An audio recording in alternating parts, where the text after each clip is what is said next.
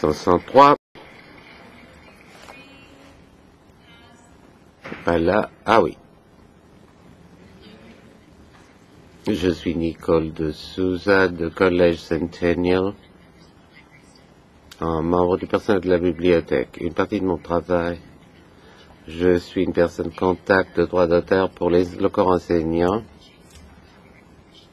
donc pour obtenir des permissions pour qu'on puisse mieux desservir nos étudiants. Une des choses étant la numérisation des articles pour les placer sur le système web pour les étudiants, et ceci est surveillé par l'inscription au cours. Donc il y a des limites à ceux qui peuvent y avoir accès. Ce qui est bon pour les droits d'auteur. Une chose qu'on essayait de faire était de numériser des textes pour une enseignante pour un cours qui sera offert l'année prochaine. Et ils sont revenus en disant c'est trop coûteux. Une autre situation, des étudiants qui voulaient créer un site web sans but lucratif audio qui sont choqués par le nombre de dossiers à maintenir pour avoir cette expérience d'apprentissage. En tant que représentant du monde de l'éducation, ce qu'on demande, il y a besoin dans cette nouvelle législation pour que le libellé soit clair, pour permettre aux étudiants et aux enseignants et à tous de comprendre et d'être confiants qu'ils ne sont pas en infraction des droits d'auteur et permettre à ces institutions d'offrir un environnement dynamique d'apprentissage aux étudiants. Merci. 11. Je suis Fern Downey, présidente de ACTRA et comédienne. Je suis ravi par les opportunités croissantes dans le nouveau monde numérique. Il est plus facile pour le public au Canada et ailleurs de bénéficier de notre travail. Mais je dois gagner ma vie. La loi doit être modernisée pour avoir un équilibre, comme vous le savez. En tant que comédien, nous devons protéger l'intégrité de notre image, être payés pour notre travail.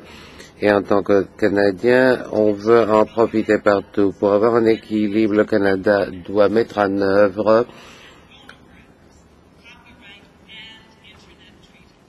tous les traités de l'OMPI donnés aux comédiens des droits entiers pour la bande sonore et ainsi pour les représentations audiovisuelles. Les artistes audiovisuels, y compris des comédiens, ont presque aucun droit dans la loi canadienne.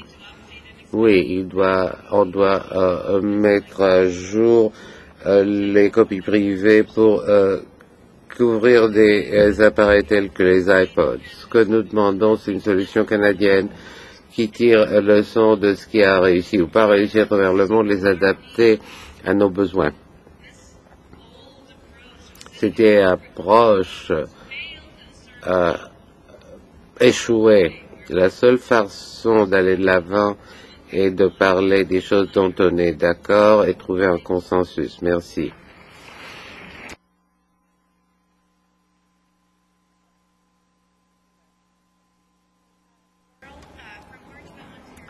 Garage de Orangeville. Il y a une grande partie de la confusion quant à l'avenir des droits d'auteur et la question de savoir comment tirer profit du cyberspace.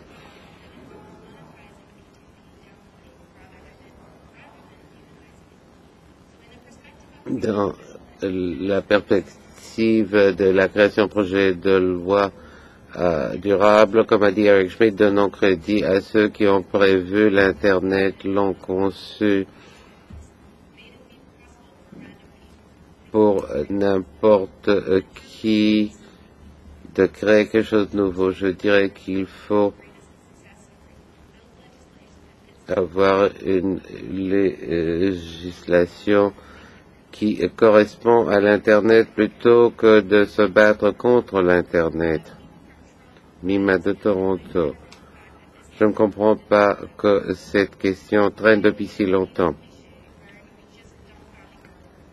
Est-ce qu'on n'apprécie pas notre valeur? D'autres pays ont réussi avec la réforme pour les artistes et les consommateurs. Ce gouvernement doit en avoir honte.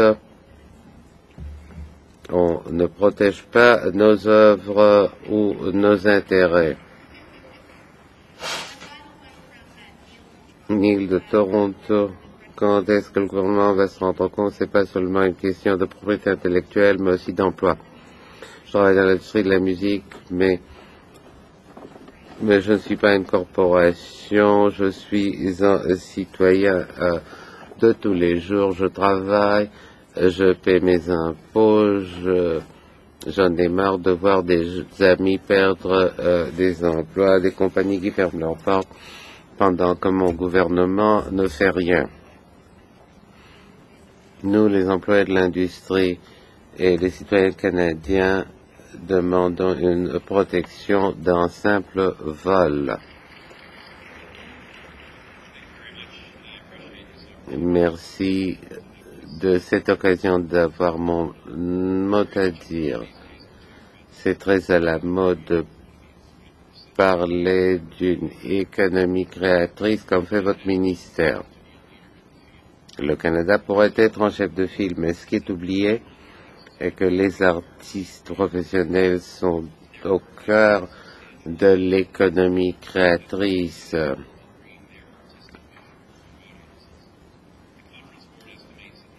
On croit que le secteur culturel valait des milliards de dollars, mais la société laisse de côté les artistes comme le gouvernement. 82% des artistes ont un diplôme postsecondaire par rapport à 44% de la population. Le revenu moyen est de 20% plus bas que la moyenne. Pour des raisons économiques, 80% des artistes professionnels doivent travailler en dehors de leur profession pour survivre. Et leurs revenus varient d'une année à l'autre, ce qui impose un fardeau fiscal. Ils ne reçoivent pas d'assurance emploi, ils n'ont pas de régime de retraite. C'est pourquoi la protection par les droits d'auteur est si importante. Et les artistes vous l'ont dit. Alors je vous demanderai surtout, Monsieur le Ministre, d'écouter les artistes. En français, ça s'appelle droit d'auteur, en termes beaucoup plus appropriés. Donc, mon message est simple. Si l'on veut moderniser la loi, assurons-nous que le droit fondamental des artistes d'avoir un retour pour leur création ne soit pas une question secondaire, mais un point de mire. Un dernier point, ce n'est que le dernier conférencier qui a parlé du plus grand écart dans la loi. Ceux qui travaillent à la télévision et au cinéma n'ont pas de protection à présent.